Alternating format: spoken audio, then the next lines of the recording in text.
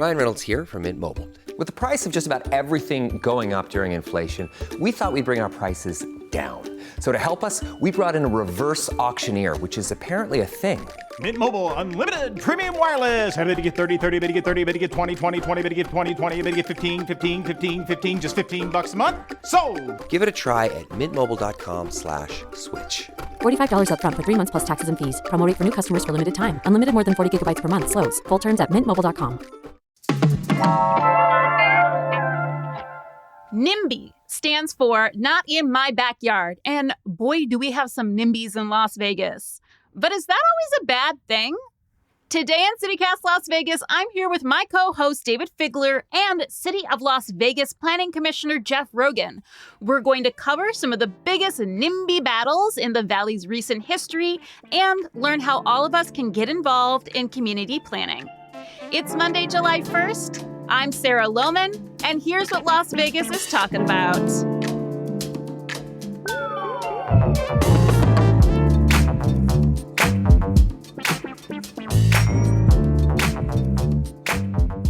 David, Jeff, what's the most contentious topic you've heard debated at a planning commission meeting? Oh, this is easy. It's the Lone Mountain Temple. Oh, the LDS temple that is currently being hotly debated, correct? Yes, correct. Give us a little background on that in case some of our listeners don't know. So the LDS Church owned a big parcel of land out in the Northwest Valley near Lone Mountain. They've owned it for a long time, and they wanted to build a new temple, the second temple here in Las Vegas. Mm-hmm. And as befitted temple, it's a very large structure, has a lot of lights. It's near to a lot of residential properties that have a lot of open space, and they're not used to such large buildings with a lot of light. And so they have obviously organized and opposed such a structure being built near their homes. Yes, because Mormon temples, they like to bathe them in spotlight light, so they look like a shining beacon. That's my understanding from what we were told. Is that's the purpose of having so much light on a temple. Okay, Figler, Lawyer Figler, a most contentious topic debated at a planning commission meeting. Well, I'm going to say I used to be a fixture at planning commission meetings because I had some vested interest in stuff that was happening in my downtown area. Badlands was always a big one. We've talked about that a bunch on the podcast, but did a whole episode about it. People want to tune in. Mm-hmm. Yeah, and I'm remembering a time when planning commission meetings for the city of Las Vegas used to go till 3 a.m. And the topic I remember being most contentious was Airbnbs back when those were being proposed and rules were coming out. That's come up recently too. Yeah. Yeah, but it goes way back. I mean, people definitely had their opinions on both sides of that. What were people saying? Is it a residential thing? Because I always assumed it was like a big casino being anti-Airbnb. Well, I think the casinos were against it. They would show up, but a lot of neighbors were really concerned about the type and style of businesses that were operating in their residential neighborhoods. There were a lot of people who had T-shirts, and myself not included, although I understood the argument, and I probably was more on their side than the big companies. But they'd had T-shirts that said, "Don't turn my neighborhood into a motel district," or something like that. Like, literally, stop turning the houses in my neighborhood into motels. And, they would just get up and talk about all their things. I think another big issue is whenever we see affordable housing being built, a lot of people show up with some very strong opinions. Yeah, I was actually going to bring that up, too, because I want to hit some of the, these are maybe the most contentious locally, but let's hit some of the all-time favorites of what people want to talk about during a planning commission meeting. And I would say that number one is affordable housing, but also halfway housing and sober living facilities. I feel like this comes up in the news a lot. Jeff, can you give us a little bit of background there? Sure. I mean, those types of facilities are difficult because usually they want to be put into residential neighborhoods. Taking a home with 4 or 5 bedrooms, turning it into a facility where folks who are recovering can live communally. And of course, that's not what we think about when we think of a residential neighborhood. We think of families, moms, dads, children playing in the yard, not necessarily folks that are trying to recover from drugs or alcohol or mental illness. So those are really difficult types of uses to fit into those neighborhoods. And so when those types of applications are on, a lot of neighbors come out to register their opposition to that type of use coming into their neighborhood. I think we should point out that some of these uses require there either to be variances or they could be something called special use permits where they have to qualify, and that's why it's even in front of the Planning Commission. But there is a requirement to solicit opinions, if they do exist, from the neighbors. So little postcards will often go out to neighbors that say, oh, hey, this type of facility is coming into your neighborhood or into somewhere close to your neighborhood. Do you have an opinion?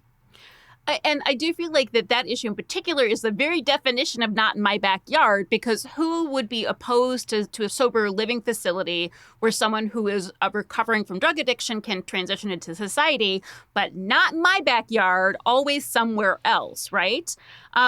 Quick aside, Jeff, what is a planning commission? We really haven't covered that yet. Sure. So a planning commission is, at least in Nevada, it's a public body. It's established by law. Each member of the city council or county commission appoints one person to sit on the planning commission. And we're really just an advisory board. Most, if not all, of the issues that would go before the city council regarding planning, so special use permits, variances, planning maps, things like that, will come before a planning commission. And then we'll discuss them at the planning commission level and make a recommendation to the city council, or in the county level, it would be to the county commission. Sometimes applications that come before us are final action, meaning we're the final arbiter of whether, your sober living home should go into your neighborhood or not. It just depends on what the application is and whether city council wants to let us make that decision or not. So it's both a recommending body as well as a body that makes final decisions on planning matters that affect every neighborhood in the city. So when someone comes in for one of those meetings that people have been solicited for, like, hey, we're going to put, for example, a Mormon temple or a sober living facility in your community, what kind of public comments from residents of that neighborhood are the most impactful for you in the Planning Commission? It just depends on first what type of use is coming in terms of a special use permit. So we have special use permits for a variety of different types of uses. Some that you've noted here, for the sober living home being very contentious. What's most impactful for me, at least, are just comments that are supported by facts. For example, hey, we already have 3 of these in our neighborhood. Putting 4 in here is a burden that we shouldn't have to bear. This should be dispersed throughout the community, so other neighborhoods not have to, but also bear the burden of having these homes in their communities as well. Things that are less impactful, we often hear traffic. That's really difficult for us to say, given the number of streets that we have in our community. I'll probably get blamed for saying this, but really the lack of congestion that we have. We don't have as much congestion as New York or Boston or other cities on the East Coast. Sure. But oftentimes people will come in against most applications and say, well, the traffic is going to be horrendous. Don't put this in. So it just depends on what the use is or the request is that's before us as to whether we give more weight or less weight to a particular point of view that the neighbors are presenting. I love this unpopular opinion of Las Vegas traffic isn't that bad. Well, I mean, it comes down to traffic studies sometimes, and a lot of citizens don't have access to a legitimate traffic study, like how much will it come down our 15-mile-an-hour streets or 25-mile-an-hour streets. A lot of it's conjecture. And I think on that same point, Jeff probably hears a lot of people coming up on a lot of different topics saying, well, crime's going to go way up. Or, we're old people, or we just want a quiet living environment, and crime is going to be rampant if you allow Project X or Project Y to come anywhere close to where we live. I'm curious what Jeff thinks about that, because, they don't often come with hard facts. It's just sort of feels. Yep. You hit it on the head there, David. Most of the objections that neighbors are bringing are conjecture. When it comes to crime, we hear that most often when there's someone coming in with an application for multifamily, so apartments or condos. A lot of neighbors will come out and say, hey, look, we don't want this type of building to come in because it's associated with an increase in criminal activity. And actually, there's no study that supports it. And so when folks have that kind of emotional reaction that crime is associated with multifamily buildings, that's something that I don't give much credence to, simply because I haven't seen any data that supports that. I feel like so far I've learned that people come into planning commission meetings and just scream the words traffic and crime.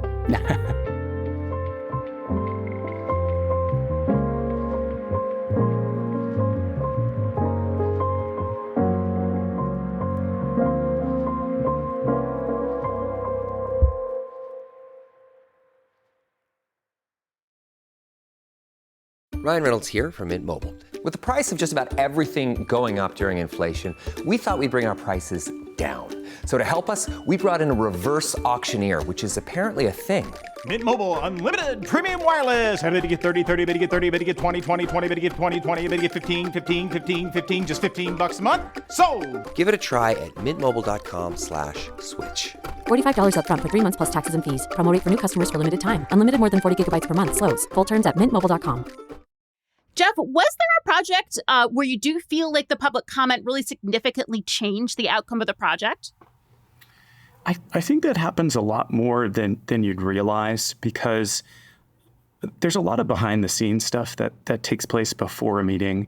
When a developer is putting together a project, especially a project that's going to be significant, they're reaching out to us on the Planning Commission. They're reaching out to City Council to say, hey, what do you think of this? This is what we're proposing. And we'll meet with them oftentimes and say, look, the neighbors are going to be very upset for these particular discrete reasons. I suggest you amend your plans to lower the height of the building or provide for additional parking, things of that nature. And so up front, we're already addressing those issues.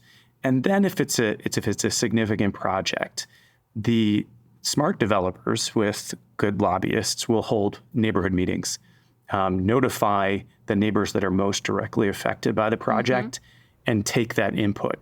A lot of neighbors think that this is just for show, but in reality, it's not. These developers and their lobbyists take seriously what the neighbors say, and where they can, they'll make an adjustment. So in my ward, we had a proposal recently for, I believe it was a 7-story apartment building. And of course, it's multifamily in the vicinity of a great neighborhood, the Glen Heather neighborhood. It's on the intersection of Sahara and Rancho. That was one where there was a lot of conversation amongst neighbors beforehand, as well as a couple neighborhood meetings where the concerns that were raised by the neighbors were addressed. Primarily, there was a concern of the height of the building and its proximity to the single-family homes. And based upon that comment, there was a significant redesign of the building so that the portion of the building that was closest to those neighborhoods was reduced from 7 stories to 3 because of those neighborhood comments, as well as additional landscaping was put in to kind of block the view of those homes that are closest to where that building will be placed. I mean, sometimes the fights do come down to landscaping too. Yes. Which is interesting. How many shrubs or what type of tree is going to go in there? I'm wondering, Jeff, were the neighbors happy at the end of that? Would you describe their reaction as happy after that compromise? I wouldn't say happy. I would say somewhat satisfied. Oftentimes it's a zero-sum game, right? People aren't going to be happy unless a project isn't built, and that never really happens. It's, in my opinion, once it's gotten to Planning Commission, it's been vetted. It's very rare that a project is turned down at that point. But it's these little compromises that help, I think, neighbors accommodate themselves to the change in circumstance that they're experiencing. So how do we get involved in neighborhood planning? That's a great question. I think, like anything else, the first thing is you have to know your neighbors, because that's where you get a lot of your information. We all have jobs. We all have, maybe family members, children that we're taking care of. We can't be hyper-focused as David is on city issues or county issues. And I've done my time. Yeah. David was a great advocate for his neighborhood. But just having conversations with your neighbors, you're gonna learn a lot, because as a community, we all have different focuses, and some have more time to pay attention to these things than others. So other than that, I would say if you have a neighborhood association, join it, because they will give you information about planning matters that are coming in the vicinity of your neighborhood. And if you don't have a neighborhood association, create one, because nothing is better in terms of advocating for your neighborhood than having a neighborhood association where you have all of your neighbors coming together as one force to say, this is our position on these things. Please take us seriously. If you want to get into the nitty-gritty of how to stay informed, you can always sign up on the city's website for news updates. If you go to the City of Las Vegas website and you put your email address in, there's a plethora of different topics that you can select that you want to stay informed about, including planning matters. And then you'll get emails once a month, once a week, indicating, hey, this is what's going on Planning Commission, or this is what's going on City Council with regard to planning. And so you can get those kinds of updates directly into your email inbox. And if you're really a nerd, you can go on the website and take a look at City Council and Planning Commission agendas. Those are kind of difficult, I think, for people to read and get used to, but you can learn a lot if you spend some time reading it. And especially on those planning issues, you can find out exactly what a developer wants to do, because they'll have their backup plan showing where the homes are going to go, for example, or how tall this building is going to be, how it's going to look. And so you'll have all of that information right at your fingertips, and you can do it from your laptop. I always, remember when we talk about NIMBYism, there's a quote in a great book by Matthew Desmond, which is Poverty by America. And I'm going to just paraphrase it, that Americans rely on very morally fraught systems. And, a lot of people put their entire livelihood stakes into their home. So obviously, anything that they think might impact the value of their home, they're going to oppose, like affordable housing coming nearby, if that's what they think. So we do need to work better getting people educated. But if people are going to go to the Planning Commission, pro or con, they really should have their research done. And I see that's maybe a trend. I think that more sophisticated presentations are being made to planning commissions like the City Planning Commission that Jeff Rogan sits on. That was such the end of G.I. Joe. The hottest tip is do your research is the hottest tip of all. Would you agree, Jeff? I would agree. Do your research, but David's point is well taken. Most people's assets, every last dime they have, are tied up in their home, and it's more than that too. Their home is their emotional center. It's where they oftentimes have raised their children. They've had great experiences, happy and sad, in those homes, and so people are very protective of the concept of the home and the concept of their neighborhood. And I think with suburban development that we've had over the last 70 years, people have this expectation that nothing is supposed to change. When you have a single-family residential development come in, that single-family residential development is supposed to remain exactly the same, as well as the type of development that comes in around it. I don't think that's a valid expectation, but it is one that a lot of people have. And so you take those two factors, the idea that all of our money, retirement is tied up into our home, as well as this belief that nothing should change in suburban development. And you have you have NIMBYism. That's the cause of it. That's why people come out and speak against any type of change in their neighborhood. So why is it important for residents of our valley to get involved on the neighborhood level? A couple things. I think that first, it's important that people get involved on the neighborhood level so that when a project that just doesn't fit, that really is out of place or out of character, doesn't get built. It's important that we hear those voices. And even though a lot of these projects that come before Planning Commission or come before City Council, are approved and are built, there's probably 100 more that never even make it that far because the Planning Commission or City Council knows it's just not going to work based upon neighborhood feedback. And we'll tell the applicant, don't even bring this, just because we know what the neighbors will oppose. Secondly, I just think it's important that people are aware of their neighbors and are friendly with their neighbors. I think in Las Vegas especially, there's a lack of community values. We just go home, open the garage door, pull our car in, close the garage door, and we never even talk to our neighbors. So I think that planning especially gives an opportunity for people to talk to one another about things that are important to them. And so it's important, I think, to pay attention to those things and have those conversations. I would so much rather when there's something coming in before Planning Commission that's contentious, that neighbors talk to one another. These are the smaller things, right? If someone doesn't like a garage that someone wants to build and the applicant, the homeowner's asking for a variance, talk to your neighbors first.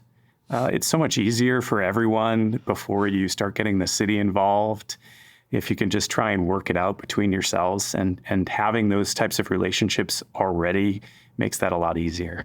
I have actually seen some of those kind of fights, and I couldn't agree with Jeff more. If the neighbors could just work it out, man, I've seen some planning commission meetings that I've had to sit through where neighborhoods that aren't even mine, where people are fighting about the height of a garage or how close to the wall something is or whatever. I mean, if you thought Nextdoor was a nasty app, go to a planning commission meeting and see neighbors fighting in a public forum about like 2 inches on a block wall. It's just really, really phenomenal to watch.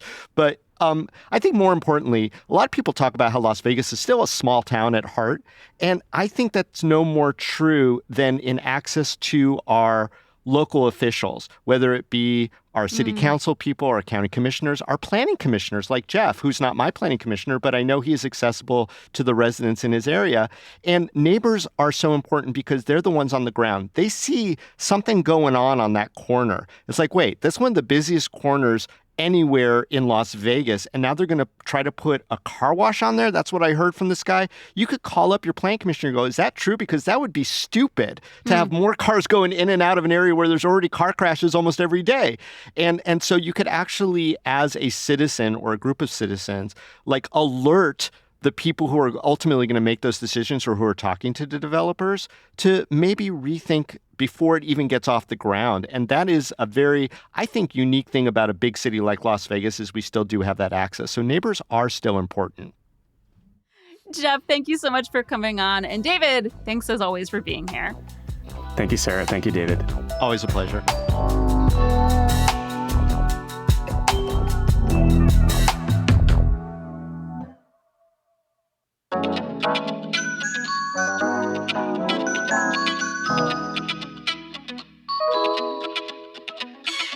That's all for today here on CityCast Las Vegas. If you enjoyed this show, why not tell a friend? You can rate the show, leave us a review, and subscribe to our morning newsletter. We'll be back tomorrow morning with more news from around the city. Take care.